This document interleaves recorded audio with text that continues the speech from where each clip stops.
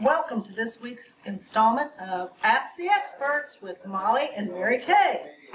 We're here to talk about bringing houseplants inside. We had someone ask a question this week about why she was finding so many gnats flying around her houseplants that she brought inside for the winter. We're getting cooler and we're bringing plants inside, and we have some challenges that we have to work on with the watering and with little critters coming in too. So the answer to the question is the little gnats that you see about the size of fruit flies are going to be called fungus gnats. And the fungus gnats themselves don't do any damage to the plant. They've never even found that they feed on anything. They're just tremendous egg layers, and they love to lay their eggs in moist soil. So when we bring our plants inside, we have a little different watering method, and we're going to talk about that a little bit. One thing that you can do for to get rid of the adults is to use a yellow sticky trap. You just buy this, we carry them, peel the paper off, it's a little sticky card, and it will capture all the little fungus gnats on it. You can use it as a trap in your plant. I put it on a clothespin here, and then you can just stick the clothespin in the soil, and the adults will stick on there, and you'll get rid of some of them that way.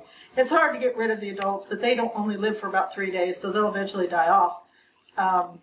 The trick is trying to prevent them. And the best thing you can do to prevent them is to actually let the soil dry out between waterings and water the soil properly when you do water it. So many times we have a plant inside, and it's in a saucer. And when it's in a saucer, we water it, and then water gets into the saucer, and we quit. And that is one of the worst things that could happen to the plant, because the water's going straight through.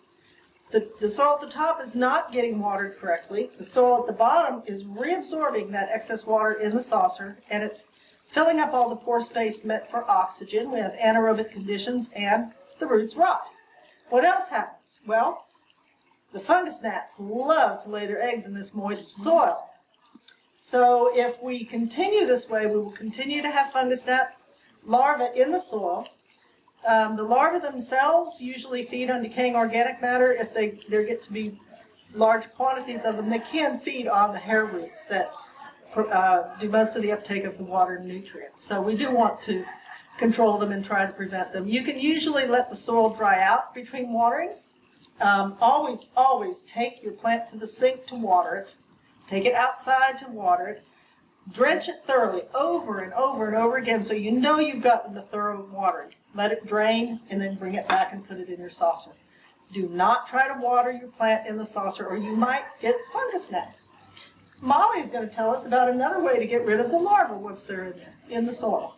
Luckily, they're fairly easy to control with a product like the mosquito bits. Mosquito bits are a beneficial bacteria that will beneficial to us, not beneficial to them, rather. But you just sprinkle this on the top of the moist soil. Correct your cultural practices, like Mary Kay said, water correctly so that your soil is drying out between waterings. And the use of the mosquito bit should keep those little larval gnats under control. And that's organic, right? It is organic. It's organic, safe to use inside. There's no smell, nothing off-putting about this, no reason not to use this in the house. And that's today's episode of Ask the Experts. We'll see you next week.